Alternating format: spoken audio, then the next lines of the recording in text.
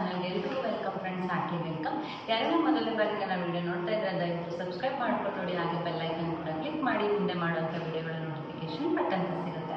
So ಬನ್ನಿ friends, ಯಾಕೆ ತಡ ಮಾಡೋದು, ವಿಡಿಯೋನ ಸ್ಟಾರ್ಟ್ ಮಾಡೋಣ. ಸೊ ನಾನು ಇವತ್ತು ಹೇಳ್ತಾ ಇರುವಂಥ ಟಾಪಿಕ್ ತುಂಬಾ ವಿಶೇಷವಾದಂಥ ಟಾಪಿಕ್ ಆಗಿರುತ್ತೆ. ಸೊ ಎಲ್ಲ ಒಂದು ಪ್ರೆಗ್ನೆಂಟ್ ಲೇಡೀಸ್ ಆಗಿರ್ಬೋದು, ಪ್ಲ್ಯಾನಿಂಗ್ ಮಾಡ್ಕೋತಿದ್ರು ಅಂಥವ್ರಿಗೆಲ್ಲ ತುಂಬಾ ಹೆಲ್ಪ್ ಆಗುತ್ತೆ ಅಂತಲೇ ಹೇಳ್ಬೋದಾಗಿರುತ್ತೆ. ಸೊ ನನ್ನ ಒಂದು ಪ್ರೊಫೈಲಲ್ಲಿ ಆದಷ್ಟು ಇದ್ರ ಬಗ್ಗೆ ಜಾಸ್ತಿ ವೀಡಿಯೋಸ್ ಬೇಕಂದರೆ ಅದ್ರ ಬಗ್ಗೆ ಜಾಸ್ತಿ ಜನ ಕೇಳ್ತಿದ್ದಾರೆ. ಸೊ ಮಾಡಿ, ಈ ಥರ ವೀಡಿಯೋಸ್ ಮಾಡಿ ಅಂತ. ಅದಕ್ಕೋಸ್ಕರ ನಾನು ಮತ್ತೆ ವಿಡಿಯೋನ ಮಾಡ್ತಿದ್ದೀನಿ ಅಷ್ಟೇ. ಸೊ ಸ್ವಲ್ಪ ಜನಕ್ಕೆ ಕನ್ಫ್ಯೂಷನ್ ಇರೋದ್ರಿಂದ, ಸೊ ಈ ಥರ ನನ್ನ FHR ರೇಟ್ ಇದಿದೆ, ಬಟ್ ನನ್ನದು ಬೇಬಿ ಮೂಮೆಂಟ್ಸ್ ಈ ಥರ ಇದೆ, ಯಾವ ಥರ ಇದೆ, ಏನು ಎತ್ತ ಅಂತೇಳಿ ತುಂಬ ಜನ ಕ್ವಶನ್ಸ್ ಮಾಡ್ತಿದ್ರು. ಅದಕ್ಕೋಸ್ಕರ ನಾನು ಮತ್ತೆ ಈ ವಿಡಿಯೋನ ಮಾಡಬೇಕಾಯಿತು. ಸೊ ಅದಕ್ಕೋಸ್ಕರ ನಾನು ಕಂಪ್ಲೀಟಾಗಿ ಕ್ಲಿಯರಾಗಿ ಒಂದೇ ವಿಡಿಯೋದಲ್ಲಿ ನಾನು ನಿಮಗೆ ತಿಳಿಸ್ಕೊಡ್ತೀನಿ. ಮೊದಲಿಂದ ಕೊನೆವರೆಗೂ ನೋಡಿ, ಆದಷ್ಟು ಜನಕ್ಕೆ ಶೇರ್ ಮಾಡೋದು ಅಂತ ನಾನು ತಿಳಿಸ್ತಾ. ಸೊ ಬನ್ನಿ ಫ್ರೆಂಡ್ಸ್, ವಿಡಿಯೋನ ಸ್ಟಾರ್ಟ್ ಮಾಡೋಣ. ಫಸ್ಟ್ ಆಫ್ ಆಲ್ ನಾವು ಏನು ಅಂತ ಹೇಳಿದ್ರೆ, ನಾವು ಯಾವುದಾದ್ರೂ ಬೇಬಿ ಗಂಡಾಗಲಿ ಹೆಣ್ಣಾಗಲಿ ಎರಡನ್ನೂ ಅಕ್ಸೆಪ್ಟ್ ಮಾಡ್ಕೊತಾ ಇದ್ದೀವಿ ಈ ಜನ್ರೇಷನ್. ಹಳೆ ಕಾಲದಲ್ಲಿ ಅಕ್ಸೆಪ್ಟ್ ಮಾಡದಿರೋಂಥ ಕಾರಣದಿಂದ ಸೊ ನಮಗೆಲ್ಲರಿಗೂ ಅದೇ ಇವಾಗ ಸ್ಕ್ಯಾನಿಂಗಲ್ಲಿ ಹೋದಾಗ ಮಗು ಯಾವ ಮಗು ಅಂತ ನಮಗೆ ಐಡೆಂಟಿಫೈ ಮಾಡೋದಕ್ಕೆ ಅವರು ಹೇಳಲ್ಲ. ಯಾಕಂತಂದರೆ ಮಗುನ ಸಾಯಿಸೋದಾಗಿರ್ಬೋದು, ಆ ರೀತಿ ಮಾಡ್ತಾರೆ, ಅದೆಲ್ಲ ಇದಾಗುತ್ತೆ ಅನ್ನೋ ಒಂದು ರೀಸನ್ಗೋಸ್ಕರ ಹೈಡ್ ಮಾಡ್ತಾರೆ. ಸೊ ಯಾಕೆ ಹೈಡ್ ಮಾಡ್ತಾರೆ ಅಂದರೆ ಅದಕ್ಕೊಂದು ಕಾರಣ ಇದೆ. ಅದಕ್ಕೋಸ್ಕರ ನಾನು ಹೇಳ್ತಿರೋದು ಯಾವುದೇ ರೀತಿಯಂಥ ಭೇದ ಭಾವ ಏನೂ ಇಲ್ಲ.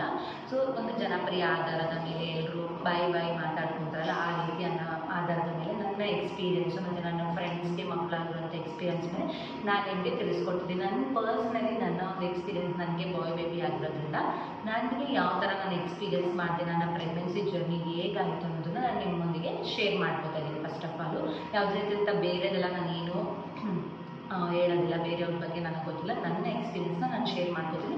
ನಿಮಗೂ ಇದೇ ಥರ ಆಯಿತು ಅಂತ ನಿಮಗೂ ಕೂಡ ಗಂಡು ಮಗು ಆಗುವಂಥ ಚಾನ್ಸಸ್ ಇರುತ್ತೆ ಅಂತ ಹೇಳ್ಬೋದು. ಸೊ ನಾನು ಒಂದು 7 to 8 ಸ್ಟೆಪ್ಸನ್ನು ಹೇಳ್ತೀನಿ. ಇದರಲ್ಲಿ ನಿಮಗೆ ಯಾವುದು ಕರೆಕ್ಟ್ ಅಂತ ಅನಿಸುತ್ತೋ ಅದು ನಿಮ್ಮ ಮಗುಗೆ ಬಾಯ್ ಬೇಬಿ ಆಗುತ್ತೆ ಅಂತ ನೀವು ತಿಳ್ಕೊಬೋದಾಗಿರುತ್ತೆ. ಮೊದಲು ಬಂದು ನಮ್ಮ ಒಂದು ಫೇಸಿಯಲ್ ಎಕ್ಸ್ಪ್ರೆಷನ್ ಅಂತ ಹೇಳ್ತೀವಿ. ಫೇಶಿಯಲ್ ಎಕ್ಸ್ಪ್ರೆಷನ್ ನಿಮ್ಮ ಮುಖ ಲಕ್ಷಣ ಅಂತ ಹೇಳ್ತಾರೆ. ಮುಖ ಲಕ್ಷಣ ಕಳೆ ಇರುವುದಿಲ್ಲ, ಓಕೆನಾ? ಕಳೆ ಇರೋಲ್ಲ. ನಿಮ್ಮ ಮುಖ ದಪ್ಪಗಾಗುವಂಥದ್ದು, ಕೈಗಳೆಲ್ಲ ದಪ್ಪ ಆಗುವಂಥದ್ದು, ಮುಖ ಎಲ್ಲ ಬ್ಲ್ಯಾಕ್ ಆಗುವಂಥದ್ದು, ಈ ಕತ್ತಿನ ಭಾಗ ಎಲ್ಲ ಬ್ಲ್ಯಾಕ್ ಆಗುವಂಥದ್ದು, ಈ ರೀತಿಯಾಗಿ ಆಗುತ್ತೆ. ಮೂಗೆಲ್ಲ ಸ್ವಲ್ಪ ದಪ್ಪ ಆಗುವಂಥದ್ದು, ಈ ರೀತಿ ನಿಮ್ಮ ಫೇಸಲ್ಲಿ ಚೇಂಜಸ್ ಆಯಿತು ಅಂತಂದರೆ ನಿಮಗೆ ಬಾಯ್ ಬೇಬಿ ಆಗುವಂಥ ಸಿಂಪ್ಟಮ್ಸ್ ಅಂತಲೇ ಹೇಳ್ಬೋದಾಗುತ್ತೆ. ಈ ಸಿಂಪ್ಟಮ್ಸು 100%ಅಲ್ಲಿ ಒಂದು 70% ಜನಕ್ಕೆ ವರ್ಕೌಟ್ ಆಗುತ್ತೆ, ಇನ್ನು 30% ಜನಕ್ಕೆ ವರ್ಕೌಟ್ ಆಗಲ್ಲ. ಒಬ್ರೊಬ್ರು ಬಾಡಿ ಒಂದೊಂದು ಥರ ಇರುತ್ತೆ. ಒಬ್ಬರು ಸೆನ್ಸಿಟಿವ್ ಇರ್ತಾರೆ, ಒಬ್ಬರು ಹಾರ್ಡ್ ಇರ್ತಾರೆ. ನಾನು ಸೆನ್ಸಿಟಿವ್ ಅಲ್ಲ, ನಾನು ಹಾರ್ಡ್ ಅಂತಲೇ ಹೇಳ್ಬೋದು. ಸೊ ನಾನು ಎಲ್ಲದಕ್ಕೂ ಅಡ್ಜಸ್ಟ್ ಆಗಿದ್ದೆ. ನನ್ನದಷ್ಟು ವಾಮಿಟಿಂಗ್ ಅವೆಲ್ಲ ಏನೂ ಆಗಿಲ್ಲ. ಅದಕ್ಕೆ ನನ್ನ ಥರ ಯಾರು ನನ್ನ ಒಂದು ಬಾಡಿ ಎಲ್ಲದಕ್ಕೂ ಫೇಸ್ ಮಾಡುವಂಥವ್ರು, ಎಲ್ಲದಕ್ಕೂ ಅಡ್ಜಸ್ಟ್ ಆಗುವಂಥ ಬಾಡಿ ಇದ್ದವ್ರಿಗೆ ಇದು ಹೆಲ್ಪ್ ಆಗುತ್ತೆ. ಸೆನ್ಸಿಟಿವ್ ಇರೋರಿಗೆ ಇದು ಹೆಲ್ಪ್ ಆಗೋದಿಲ್ಲ, ಓಕೆನಾ? ನಾನು ಹೇಳ್ತಿರೋದು ಅರ್ಥ ಮಾಡ್ಕೊಳ್ಳಿ. ಒಬ್ರೊಬ್ರು ಬಾಡಿ ಒಂದೊಂದು ಥರ ರಿಯಾಕ್ಟ್ ಆಗುತ್ತೆ ಒಂದೊಂದು ಸಿಂಪ್ಟಮ್ಸ್ಗೆ. ಸೊ ನನ್ನ ಒಂದು ಬಾಡಿ ಎಲ್ಲದಕ್ಕೂ ಅಡ್ಜಸ್ಟ್ ಆಗುವಂಥ ಬಾಡಿ ಆಗಿರೋದ್ರಿಂದ ಸೊ ನಾನು ಅದನ್ನು ಹೇಳ್ತಿದ್ದೀನಿ. ನನ್ನ ಮುಖ ಎಲ್ಲ ಬ್ಲ್ಯಾಕ್ ಆಗಿತ್ತು, ಮೂಗೆಲ್ಲ ಸ್ವಲ್ಪ ದಪ್ಪ ಆಗಿತ್ತು, ನೆಕ್ ಸೈಡ್ ಎಲ್ಲ ಬ್ಲ್ಯಾಕ್ ಆಗಿತ್ತು, ಈ ರೀತಿಯಾಗಿ ನನಗೆ ಆಗಿತ್ತು. ಸೊ ನಿಮಗೂ ಈ ಥರ ಆಗ್ತಂದರೆ ಬಾಯ್ ಬೇಬಿ ಆಗುತ್ತೆ ಅಂತ ಒಂದು ಲಕ್ಷಣ. ಸೆಕೆಂಡ್ ಬಂದು ನಿಮ್ಮ ಹೊಟ್ಟೆ ಶೇಪ್ ಬಂದು ಕಂಪ್ಲೀಟಾಗಿ ಕೆಳಗಡೆ ಬಿದ್ದೋಗಿರೋ ಥರ ಇರುತ್ತೆ. ಮೇಲೆ ಯಾವುದೇ ರೀತಿಯಾದಂಥ ಚೆಸ್ಟ್ ಕೆಳಗಡೆ ಯಾವುದೇ ರೀತಿಯಂಥ ಹೊಟ್ಟೆ ಭಾಗ ಇರೋದಿಲ್ಲ. ಎಲ್ಲನೂ ಕೆಳಗಡೆ ಬಿದ್ದಿರೋ ಥರನೇ ಇರುತ್ತೆ. ನಿಮಗೆ ಒಂದು ಪರ್ಫೆಕ್ಟ್ ಶೇಪ್ ಇರೋದಿಲ್ಲ, ಎಲ್ಲ ತೂಕನೂ ಕೆಳಗಡೆನೇ ಬಿದ್ದಿರೋ ಥರ ಇರುತ್ತೆ. ಆಗ ನೀವು ಐಡೆಂಟಿಫೈ ಮಾಡ್ಕೊಳ್ಳಿ ನನಗೆ ಗಂಡು ಪಾಪು ಆಗುತ್ತೆ ಅನ್ನೋದನ್ನು ನೀವು ಕಂಡುಹಿಡ್ಕೊಬೇಕಾಗುತ್ತೆ. ಸೊ ಇದು ಹೊಟ್ಟೆಯ ಆಕಾರ ಆಯಿತು. ಬೆಲ್ಲಿ ಶೇಪ್ ಅಂತ ನೀವು ಕಟ್ಕೋಬೋದು. ಬೆಲ್ಲಿ ಸ್ಟ್ರಕ್ಚರ್, ಬೆಲ್ಲಿ ಶೇಪ್ ಏನಾದರೂ ಕಟ್ಕೋಬೋದು. ಇದು ಕಂಪ್ಲೀಟಾಗಿ ಕೆಳಗಡೆ ಜೋತು ಬಿದ್ದ ಹಾಗೆ ಕೆಳಗಡೆ ಇರೋ ಥರ ಇರುತ್ತೆ. ನಿಮ್ಮದು ಹೊಟ್ಟೆ ಅನ್ನೋದಾದರೆ ಈ ರೀತಿಯಾಗಿ ಇರೋದಿಲ್ಲ. ಸೊ ಇಲ್ಲಿ ಸ್ವಲ್ಪ ಹಿಂಗೆ ಬಂದು ಈ ರೀತಿಯಾಗಿ ಬಂದಿರುತ್ತೆ. ಆ ಥರ ಇದ್ದಾಗ ನೀವು ಐಡೆಂಟಿಫೈ ಮಾಡ್ಕೊಳ್ಳಿ ನಿಮ್ಮ ಒಂದು ಹೊಟ್ಟೆ ಅನ್ನೋದು ಅಂದರೆ ನಿಮಗೆ ಗಂಡು ಮಗು ಆಗುತ್ತೆ ಅಂತ. ಥರ್ಡ್ ಬಂದು ಬೇಬಿ ಮೂಮೆಂಟ್ಸ್ ಬಂತು ಅಂತಂದರೆ ನಿಮಗೆ ಬಲಗಡೆ ಸೈಡು, ನಿಮ್ಮೊಂದು ರೈಟ್ ಸೈಡು ಬೇಬಿ ಮೂಮೆಂಟ್ಸ್ ಜಾಸ್ತಿ ಆಯಿತು ಅಂದರೆ ನಿಮಗೆ ಬಾಯ್ ಬೇಬಿ ಆಗುವಂಥ ಚಾನ್ಸಸ್ ಇರುತ್ತೆ, ಓಕೆನಾ? ಬೇಬಿ ಮೂಮೆಂಟ್ಸಲ್ಲಿ ನೀವು ತಿಳ್ಕೊಳ್ಳೋದಾಯಿತು ಅಂತಂದರೆ ಈ ರೀತಿಯಾಗಿ ಆಗುತ್ತೆ. ನೆಕ್ಸ್ಟ್ ಬಂದು ಕ್ರೇವಿಂಗ್ಸಲ್ಲಿ ನಿಮಗೆ ಮೇಯ್ನಾಗಿ ಉಪ್ಪು ಖಾರ ತಿನ್ನೋವಂಥದ್ದು ಕ್ರೇವಿಂಗ್ಸು ಜಾಸ್ತಿ ಆಗುತ್ತೆ. ಸ್ವೀಟ್ ಕಡಿಮೆ ಆಗುತ್ತೆ. ಸ್ವೀಟು ತಿನ್ನಬೇಕು ಅನಿಸುತ್ತೆ, ಬಟ್ ಕಡಿಮೆ. ಉಪ್ಪು ಖಾರ ಸ್ವಲ್ಪ ಜಾಸ್ತಿ, ಖಾರದ ಐಟಮ್, ನಾನ್ ವೆಜ್ ಐಟಮ್ಸು, ಖಾರ ಇರುವಂಥದ್ದು ತಿನ್ನಬೇಕು ಅಂತ ನಿಮಗೆ ಅಫ್ಕೋರ್ಸ್ ಅನಿಸುತ್ತೆ.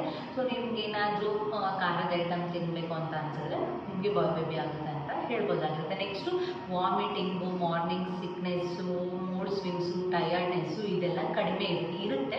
ಬಟ್ ಕಡಿಮೆ ಇರುತ್ತೆ. ನಾನು ಡೈರೆಕ್ಟಾಗಿ ಹೇಳ್ತಾ ಇದ್ದೀನಿ, ನನಗೆ ಯಾವುದೇ ಥರದ ವಾಮಿಟಿಂಗ್ ಆಗಿಲ್ಲ. ಬಟ್ 9 ಮಂತ್ಸ್ಗೆ ಬಿದ್ದಾಗ ನನಗೆ ಮಾರ್ನಿಂಗ್ ಸಿಕ್ನೆಸ್ ಇತ್ತು. ಸೊ ಎದೊಳಕ್ಕಾಗ್ತಿಲ್ಲ, ಟಯರ್ಡ್ ಆಗ್ತಿತ್ತು, ಒಂಥರ ಸುಸ್ತಾಗ್ತಿತ್ತು, ಊಟ ಮಾಡೋದು ಸುಸ್ತಾಗ್ತಿತ್ತು. 9 ಮಂತ್ಸ್ವರೆಗೂ ನಾನು ಆರಾಮಾಗಿದ್ದೆ. ಅದು ಮಗುದು ತಲೆ ಕೆಳಗಡೆ ಬರುತ್ತಲ್ಲ, ಕೆಳಗಡೆ ಬರೋ ಟೈಮಲ್ಲಿ ನಮಗೆ ವೇರಿಯೇಷನ್ಸ್ ಆಗುತ್ತೆ ನಮ್ಮ ಬಾಡಿ. ಏನಂತೆ ಸುಸ್ತಾಗುವಂಥದ್ದು, ಮೂಡ್ ಸ್ವಿಂಗ್ಸ್ ಆಗುವಂಥದ್ದು ಆಗುತ್ತೆ. ಬಟ್ 9 ಮಂತ್ಸಲ್ಲಿ ಮಾತ್ರ ಆಗುತ್ತೆ. ಬಟ್ ಅತಿ ಕಡಿಮೆ ಇರುತ್ತೆ. ಸೊ ಗರ್ಲ್ ಬೇಬಿ ಕಂಪೇರ್ ಮಾಡಿದ್ರೆ ಬಾಯ್ ಬೇಬಿಗೆ ಅತಿ ಕಡಿಮೆ ಇರುತ್ತೆ. ಸೊ ಆಗ ನೀವು ಐಡೆಂಟಿಫೈ ಮಾಡ್ಕೊಳ್ಳಿ ನನಗೆ ಬಾಯ್ ಬೇಬಿ ಆಗುತ್ತೆ ಅಂತೇಳಿ. ಸೊ ನನಗೆ 9 ಮಂತ್ಸಲ್ಲಿ ಏನೇನು ಆಗ್ತಿತ್ತು ಅಂತ ನಾನು ಶೇರ್ ಮಾಡ್ಕೋತೀನಿ. ನನಗೆ ಮಾರ್ನಿಂಗ್ ಎದೊಳಕ್ಕೆ ಆಗ್ತಿರಲಿಲ್ಲ. ಸೊ ಒಂಥರ ಟಯರ್ಡ್ನೆಸ್, ಅದಕ್ಕೂ ಮುಂಚೆ ಎಲ್ಲ ನಾರ್ಮಲಾಗೆಲ್ಲ ಕೆಲಸ ಮಾಡ್ಕೊತಾ ಎಲ್ಲ ಇದ್ದೆ. 9 ಮಂತ್ಸಲ್ಲಿ ಸ್ವಲ್ಪ ನನಗೆ ಕೆಲಸ ಮಾಡೋಕ್ಕೂ ಆಗ್ತಿರಲಿಲ್ಲ. ಒಂಥರ ಮೂಡ್ ಸ್ವಿಂಗ್ಸು, ನನಗೆ ಏನಂತಲೂ ಗೊತ್ತಾಗ್ತಿರ್ಲಿಲ್ಲ.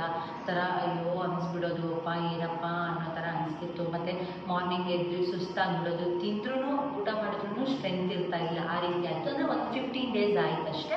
ಆಮೇಲೆ ಮಗು ಆಗೋ ಟೈಮಲ್ಲಿ ಇನ್ನು 15 ಡೇಸ್ ಇರ್ತಲ್ಲ, ಆವಾಗ ನಾರ್ಮಲಾಗಿ ಆಯ್ತು. ಅದು ಹಾಗೇ ಆಗುತ್ತೆ. ಪ್ರೆಗ್ನೆನ್ಸಿ ಆದಮೇಲೆ ಟಯರ್ಡ್ನೆಸ್ಸು, ಮೂಡ್ ಸ್ವಿಂಗ್ಸ್ ಎಲ್ಲ ಆಗುತ್ತೆ. ಕಡಿಮೆ ಆಗೋದಾದರೆ ನಿಮಗೆ ಬಾಯ್ ಬೇಬಿ ಆಗುತ್ತೆ ಅಂತ ಹೇಳ್ಬೋದಾಗುತ್ತೆ. ಸೊ ನೆಕ್ಸ್ಟು ನಾವು ನೋಡ್ಕೊಳ್ಳೋದಾದರೆ FHR ರೇಟ್ ಅಂತ ಹೇಳ್ತೀವಿ. ಇದು ಮೇಯ್ನ್ ನಿಮ್ಮ ಒಂದು ಸ್ಕ್ಯಾನ್ ರಿಪೋರ್ಟಲ್ಲಿರುತ್ತೆ. ಸ್ಕ್ಯಾನಿಂಗಲ್ಲಿ ಮೊದಲಿಂದ 9 ಮಂತ್ಸ್ವರೆಗೂ ಕನ್ಫರ್ಮ್ ಆದಾಗಿಂದ 9 ಮಂತ್ಸ್ವರೆಗೂ ನಿಮ್ಮೊಂದು ಸ್ಕ್ಯಾನಿಂಗ್ ರಿಪೋರ್ಟ್ ಕೊಡ್ತಾ ಹೋಗ್ತಾರೆ. ಒಂದೊಂದು ತಿಂಗಳಿಗೂ ಸ್ಕ್ಯಾನಿಂಗ್ ಮಾಡಿಸ್ತಾ ಇರಬೇಕು. ಡಾಕ್ಟರ್ ಸಜೆಷನ್ ತೊಗೊಂಡು ಸ್ಕ್ಯಾನಿಂಗ್ ಮಾಡಿಸಿ ಸುಮ್ಮನೆ ಸ್ಕ್ಯಾನಿಂಗ್ ಮಾಡ್ಸೋಕ್ಕೆ ಹೋಗ್ಬಿಡಿ. ಕನ್ಫರ್ಮ್ ಆಗಿದ ತಕ್ಷಣ ಹೋಗಿ ಸ್ಕ್ಯಾನಿಂಗ್ ಮಾಡಿಸ್ಬೇಡಿ. ಕನ್ಫರ್ಮ್ ಆಗಿ ಡಾಕ್ಟರ್ ಹೇಳಿದ ಮೇಲೆ 1.5 month, 3 month, 5 month, 7 month, 8 month, 9 month ಈ ಥರ ಸ್ಕ್ಯಾನಿಂಗ್ ಇರುತ್ತೆ. 5ರಿಂದ 6 ಸ್ಕ್ಯಾನಿಂಗ್ ಇರುತ್ತೆ ಅಷ್ಟೇ. ನೀವು ತಿಂಗಳಿಗೂ ಮಾಡಿಸೋದು ಕೂಡ ಎಫೆಕ್ಟ್ ಆಗುತ್ತೆ. ಜಾಸ್ತಿ ಅದು ಜೆಲ್ ಹಚ್ಚಿ ಸ್ಕ್ಯಾನಿಂಗ್ ಮಾಡೋದ್ರಿಂದ ಮಗು ಕೂಡ ತೊಂದರೆ ಆಗೋಕ್ಕೆ ಚಾನ್ಸ್ ಇರುತ್ತೆ. ಡಾಕ್ಟರ್ಸ್ ಯಾವಾಗ ನಿಮಗೆ ರಿಕ್ವೈರ್ಮೆಂಟ್ ಇದೆ ಸ್ಕ್ಯಾನಿಂಗ್ಗೆ ಅಂದಾಗ ಮಾತ್ರ ಹೋಗಿ ಸ್ಕ್ಯಾನಿಂಗ್ ಮಾಡಿಸಿ. ಅದರಲ್ಲಿ ನಿಮಗೆ FHR ರೇಟ್ ಅಂತ ದೊಡ್ಡದಾಗಿ ಹಾಕಿರ್ತಾರೆ, ಇಲ್ಲ ರೆಡ್ ಕಲರಲ್ಲಿ ಹಾಕಿರ್ತಾರೆ, ಇಲ್ಲ ಬ್ಲ್ಯಾಕ್ ಕಲರಲ್ಲಿ ಬೋಲ್ಡಾಗಿ ಹಾಕಿರ್ತಾರೆ. ಆ ಒಂದು FHR ರೇಟು ನಿಮಗೆ ಎಷ್ಟಕ್ಕಿಂತ ಕಡಿಮೆ ಇರಬೇಕು ಅಂದರೆ 160ಕ್ಕಿಂತ ಕಡಿಮೆ ಇರಬೇಕು.